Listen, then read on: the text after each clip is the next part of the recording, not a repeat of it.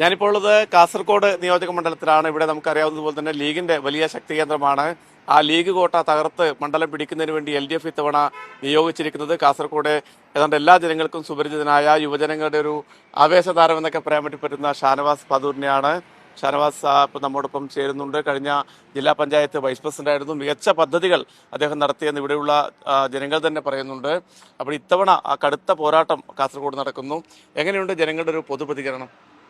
വളരെ നല്ല പ്രതികരണമാണ്. നമ്മൾ വോട്ട് ചോദിച്ച് പോകുമ്പോൾ എന്തിനു നിങ്ങൾക്ക് തരണം എന്ന രീതിയിലുള്ള ഒരു ഭാവമല്ല, ഒരു റെസ്പോൺസാണ് കാണുന്നുള്ളത്. വാ കൊണ്ട് ഇത് പറഞ്ഞില്ല എന്നേ ഉള്ളൂ, പക്ഷെ അവർ മനസ്സുകൊണ്ട് നമ്മളോടൊപ്പമാണ് എന്ന് തോന്നുന്ന രീതിയിലുള്ള റിയാക്ഷനാണ്. മറ്റൊന്ന്, ഇവിടുത്തെ പുതിയ വാക്ക് ഉപയോഗിച്ചാൽ ജെൻസി, അവർ വല്ലാതെ ഇൻട്രസ്റ്റഡ് ആണ്. അപ്പം അവരുടെ ഭാഗത്ത് ഇങ്ങോട്ടേക്ക് കോൾസും മെസ്സേജസും, നിങ്ങളൊന്ന് അവിടെ പോകണം, ഇന്ന ക്ലബ്ബിൽ പോകണം, ഇന്ന ഏരിയയിൽ പ്രശ്നമുണ്ട്, നിങ്ങൾ അതിനൊന്ന് അഡ്രസ്സ് ചെയ്യണം എന്നൊക്കെ പറഞ്ഞ് അവരുടെ ഭാഗത്ത് നമ്മളൊരു ഡയറക്റ്റ് ചെയ്യുന്ന ഒരു സാഹചര്യമുണ്ട്. അപ്പോൾ അവർക്ക് എന്തായാലും തീരുമാനം എടുക്കാനുള്ള ഒരു കപ്പാസിറ്റി ഇന്ന് ജെൻസിക്കും ഉണ്ട്. അപ്പം അവരോടൊപ്പം ഞാൻ നിൽക്കുന്ന അവർക്കും അറിയാം. അപ്പം അതിൻ്റെ ഒരു താല്പര്യം വല്ലാതെ കാണുന്നുണ്ട്.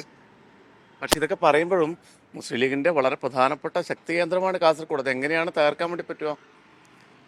2006 മഞ്ചേശ്വരത്ത് CH കുഞ്ഞമ്പോട്ടൻ ജയിച്ചിട്ടുണ്ട്. അത് ലീഗിന്റെ ശക്തി കേന്ദ്രമാണ്. അന്ന് ലീഗ് 3ാം സ്ഥാനത്തേക്കും കുഞ്ഞമ്പോട്ടൻ 1ാം സ്ഥാനത്തേക്കും വന്നു. അപ്പൊ ജനങ്ങൾ വിചാരിച്ചാല് എനിത്തിങ് ഈസ് പോസിബിൾ അല്ലേ? അപ്പൊ എന്തൊക്കെയാണ് പ്രചാരണ പൊതുപ്രചാരണം ആരംഭിക്കാൻ വേണ്ടി പോകുമ്പോൾ എങ്ങനെയുള്ള പ്രചാരണ രീതികളൊക്കെ എങ്ങനെയാണ്? ജനസിയൊക്കെ ആകർഷിക്കുന്നതിനുള്ള പദ്ധതികൾ, അതോടൊപ്പം തന്നെ സമൂഹത്തിന്റെ എല്ലാ മേഖലകളിലും പെട്ട ആൾക്കാരൊക്കെ ഇങ്ങോട്ട് കൊണ്ടുവരേണ്ടതല്ലേ?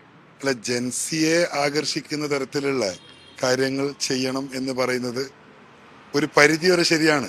പക്ഷേ കാസർഗോഡ് മണ്ഡലത്തിൽ എന്ത് വികസനം പറഞ്ഞാലും അത് പുതിയതാണ്. കാരണം കഴിഞ്ഞ 50 വർഷം ഒന്നും കിട്ടിയിട്ടില്ല ഇവിടെ.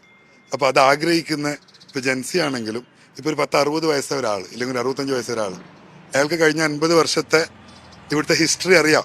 എന്താണ് ഈ 50 വർഷത്തിനിടയിൽ ഇവിടെ നടന്നത്? ശരിക്കും പറഞ്ഞെങ്കിൽ ഈ കാസർഗോഡ് ഹൈവേക്കപ്പുറം മറ്റൊന്നും ഉണ്ടായിട്ടില്ല. ഈ ഹൈവേ എങ്ങനെ വന്ന് നമുക്കറിയാം. അപ്പോ ഷാനവാസ് പാദൂർ വളരെ ചുരുക്കം വാക്കുകൾ വളരെ മനോഹരമായാണ് അദ്ദേഹത്തിന്റെ ആത്മവിശ്വാസം പ്രകടിപ്പിച്ചിരിക്കുന്നത്. അപ്പൊ എല്ലാവിധ ആശംസകളും. Thank you. കാസർഗോഡ് നിന്നും ക്യാമറമാൻ RK ഫിറോഷിനൊപ്പം PV കുട്ടൻ.